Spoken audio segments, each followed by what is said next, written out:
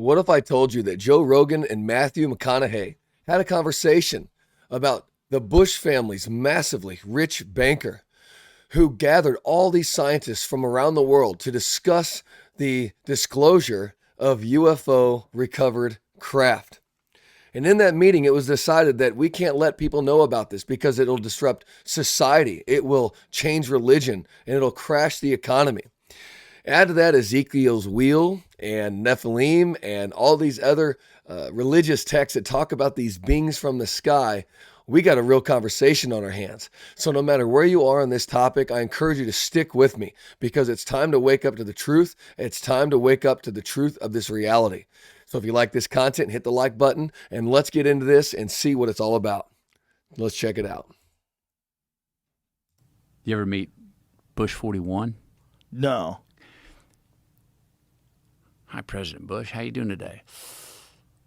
Why, he's holding your hand. About an 8.2 today, Matthew.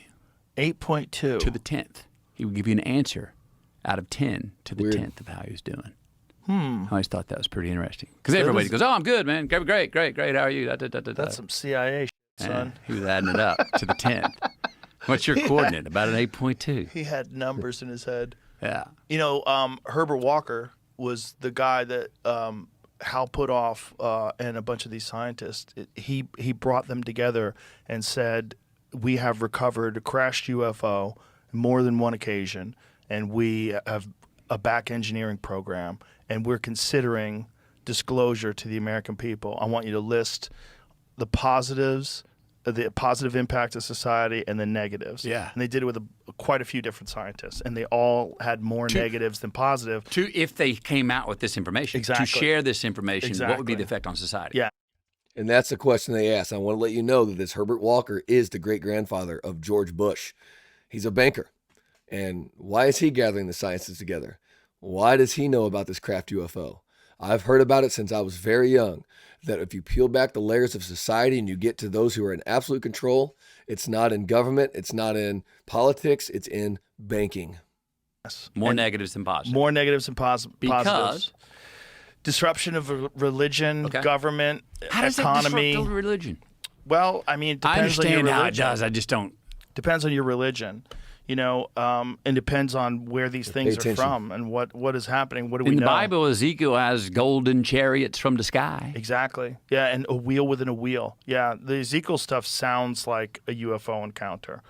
And it's not the only version of that in ancient texts. In the ancient Hindu texts, they have vimanas, these things that are flying through the sky. Like, what are those things?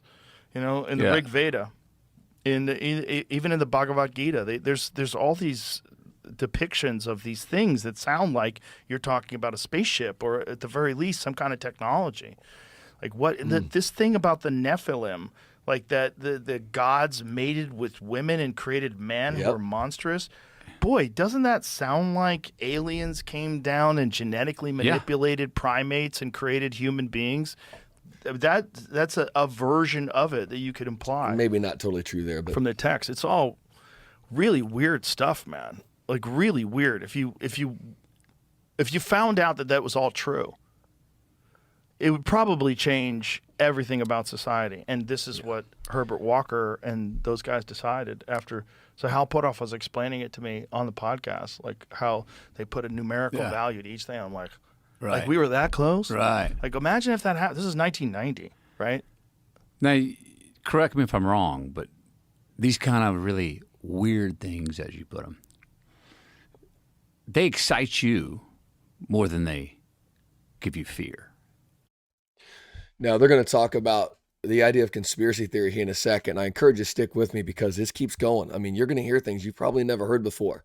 And then at the end of this video, I'm going to take you into the book of Ezekiel and show you this. I'm going to talk about the Nephilim because when you're talking about different religious texts from different time periods that talk about the same thing, not to mention all the stories that are written in the newspapers that we've covered on this channel and all the different art pieces that show these flying craft, I don't think it's a conspiracy theory. I think we're awakening to the truth. Would that be fair? Yeah. I mean, You seem excited. You get excited about different possibilities. yes. I mean, I have people go, oh man, no, Rogan loves these conspiracy theories. Like, I don't see him liking the conspiracy theories. I see him always being interested in an alternate way something went down and being interested and excited about that, but not going, no, never disengaging from it and going, no way, no, because I believe It's a narrative they're pushing us how to. it was and what I read, and that's how it is. That should not. That's Follow not the narrative. where you're moving from. No, it's never a denial of information and facts. And it's also a recognition that oftentimes a large swath of society just goes with a narrative without having any real Right. understanding of what the actual facts behind it are. And then there's that term, this pejorative term, conspiracy theory. The problem with that, calling someone a conspiracy theorist, is conspiracies are real. Like, there's a lot of evidence. And if you want to sit down, I could and show you a ton of them. And so anybody who says, like, oh, you're a conspiracy theorist, I'm like, okay, let's talk about conspiracies. Like, do you think that any of them exist? Do you think that people conspire? Is it like it's a natural part of human behavior that's been documented throughout history, even in governments? I mean, Sure. literally the thing that got us into the Vietnam War was a conspiracy. It was fake. Yes. The Gulf of Tonkin. It was a false flag operation. It never took place at all. They lied to the American people. That's a conspiracy. Like, that's just one conspiracy that turns out to be true. There's a lot of them. Look, I wasn't alive during the Vietnam War. So I want to share this with you very fast. Okay, I want to give you some facts. This will blow your mind. When you hear the term about false flag, we shouldn't always just trust what the narrative or the media or our government tells us. And I think many of people are waking up to that reality. The term conspiracy theory came from the CIA anyway, to silence people so that we can't ever know the truth. Well, the Gulf of Tonkin was in August 2nd, 1964. The U.S. destroyer USS Maddox reported being attacked by North Vietnamese patrol boats. They were attacked, and then 2 days later, a second reported attack was claimed against the Maddox and another destroyer called the Turner Joy. This evidence came out after all these events came out that these were completely false. It wasn't true at all. But because they said it happened, this led for Lyndon B. Johnson to pass what's called the Gulf of Tonkin Resolution, which brought us into the Vietnam War, which brought us into these horrible atrocities that happened that led to the loss of lives of millions of people. It's so sad. Like, what was the point of that? I don't really know. Why make this false flag event? And the bigger question is, has it happened again? I believe it has. And it would make sense because there is a liar in this world. John chapter 8, verse 44. Jesus himself said that the devil is a liar and that whenever he lies, he speaks his own language. He speaks out of his own character, for he is a liar and the father of lies. And so if the Bible's true, the Bible that I read is true. I'm telling you, there is a liar, a deceiver. And so the greatest danger isn't going to be this UFO threat, I don't believe. It's being deceived and missing the truth of Jesus Christ. And you're going to see that in a minute. Let's keep going. The problem is people don't want to look like a conspiracy theorist. They've done such a good job of making it a goofy term that you don't ever want to attach to you. It Right. can cause damage to your reputation. Yeah. Right. If you're in a job where people have to take you seriously, fortunately I'm not, but if you're in a job where people have to take you seriously, you don't want to say anything weird like, Right. hey, I think aliens are real. Like, Right. people think you're a kook, and then they discount your opinion on everything. Yeah. But Truth. if you just know the actual facts, like people that don't think there's anything, that aliens are real, there's no way, we're alone, we've never been contacted. Why not? Gary Nolan, That's the my guy who was question. on here yesterday that was talking about cancer research, he was also telling us about a piece of wreckage they found from a craft. Was it 1950 that they found it? For the record, I don't believe that aliens from another planet exist. I don't believe the Bible teaches that. Maybe I could explain that more later in another video. But I do believe that there are supernatural beings that exist from heaven, just as the Bible says. And like I said, the devil's a liar, and there are beings that maybe have been created of some kind. But I don't believe that there's another race of beings that came from another planet. I think they've been here all along. The first one, the silica one. So they have direct chain of possession of this evidence from, I believe it was 1950, and it was almost pure silica, and the magnesium ratios were so off that he said that this magnesium had to have been it had to have been sourced from a place that experienced a neutron bomb every 2 minutes for 900 years. That's how off the isotopes were to magnesium that we find here on Earth. He's like, I'm not saying it's impossible for someone to ever do that, but I'm saying this is from 1950. Like, this is a real piece of what they're saying is a wreckage of a craft. And it has a material composition that is impossible for a normal person to create in 1950. So what the fuck is this? Right. And I'll tell you what, I'm going to go ahead and post a full video of where you can find this at and watch it for yourself if you're interested. But look, we've covered this a few times on this channel.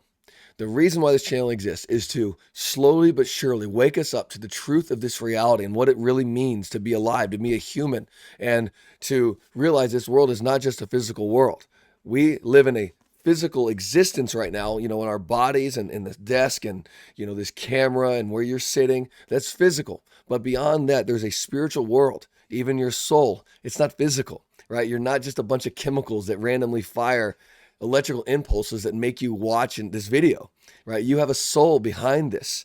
You're a soul having a human and physical experience. And so behind this world is a spiritual world, and the Bible's very clear on that. And so I want to share with you just real fast something right here called Ezekiel's wheel. I just want to share this with you from Ezekiel chapter 1, verse 15 through 21. It says, "Now as I looked at the living creatures, I saw a wheel on the earth beside the living creatures, one of each of the four of them. As for the appearance of the wheels and their construction, their appearance was like a gleaming of beryl." Keep in mind, this is thousands of years ago, and he's trying to explain something that he can't really make sense of. It'd be like seeing a jet flying in the sky, or a B-2 bomber flying in the sky. How would you explain that thousands and thousands of years ago? "And the four had the same likeness, their appearance and construction being as it were a wheel within a wheel.